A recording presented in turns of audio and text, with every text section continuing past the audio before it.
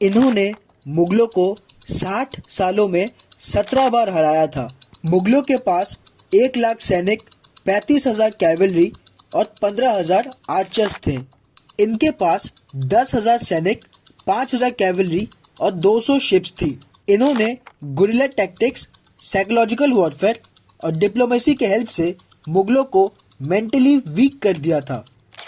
सराय घाट का युद्ध असम के लिए एक टर्निंग पॉइंट था।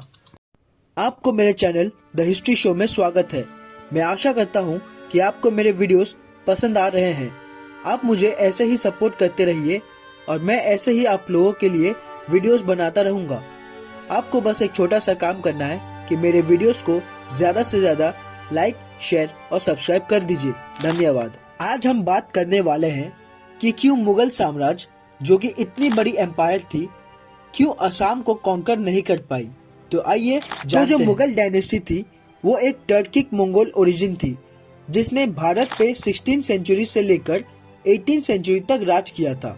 मुगलों ने अपना एम्पायर लाखों मासूमों को मारकर, कई सारे हिस्टोरिकल फिगर्स को तोड़कर और अपने रिलीजन को स्प्रेड करके बनाया था। उन्होंने कई सारे राज्य जैसे कि बंगाल, गुजरात, कश्मीर, डेक्कन और पंजाब पर पहले अपना कंट्रोल इस्टेब्लिश किया। इन सारे राज्यों पर अपना कंट्रोल इस्टेब्लिश करना मतलब पूरे भारत पर अपना हुक्म जमाने जैसा था। लेकिन एक रीजन था जिसने अपनी सॉवरेनिटी और अपनी प्रतिष्ठा को बचाने के लिए मुगल इन्वेडर्स को हमेशा रेजिस्ट किया, और वो रीजन था आज का असम। असम जो कि एक पहाड़ी, नदी और वैली से भरा हुआ जगह है। वहाँ पे कई सारे एथनिक ग्रुप्स रहते थे। उनमें से जो सबसे डोमिनेंट ग्रुप था वो था अहोम्स। उनका अपना administration system, law and order था। मुगल और अहोम्स का आमना सामना तब होता है जब मुगलों ने कोच किंगडम के ईस्टर्न पार्ट को एनेक्स किया था, जो कि अहोम्स के राइवल्स थे। एनेक्सेशन के बाद अहोम्स और मुगल्स एक दूसरे के आमने सामने थे। अब वक्त था कई सारे युद्ध लड़े जाने के लिए, जो कि 1616 से लेकर 1682 तक चली थी। ये युद्ध थे अहोम मुगल वॉर।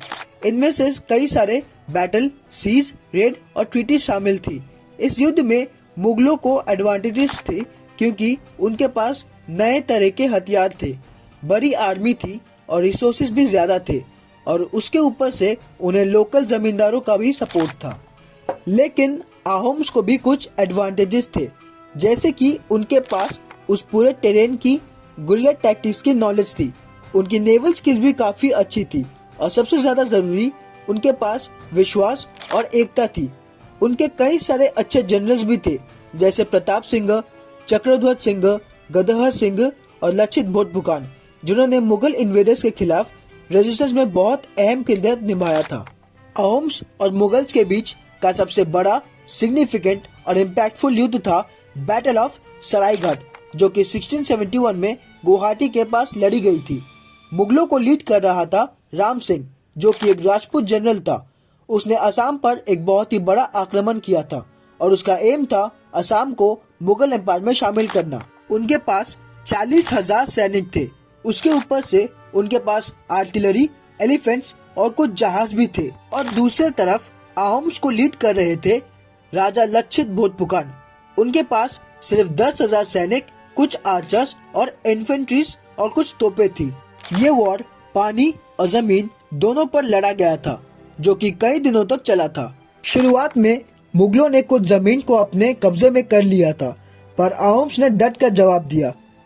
इस बीच लक्षित बोरफुकन की तबीयत क्रिटिकली खराब भी हो गई थी, पर इसके बावजूद उन्होंने अपनी आर्मी को लीड किया, वो भी पानी में। उनका एक बड़ा फेमस स्पीच था, अगर तुम भागना चाहते हो तो भाग जाओ, पर राजा ने मुझे एक काम दिया है और मैं उसे बखूबी करूंगा। अहोम्स ने इवेंचुअली बहुत ताकत और साहस के साथ लड़ाई लड़ी और उसके बाद जीत भी हासिल की।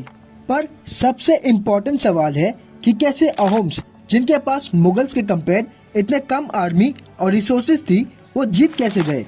तो इसका आंसर है जैसे कि कल्चर, ज्योग्राफी, क्लाइमेट और लीडरशिप। मुगलों के लिए ईस्टर्न भारत का ज्योग्राफी अनफेमिलियर था, जो कि प्लेन टेरेन पर लड़ने का साथ हमेशा फेमिलियर थे।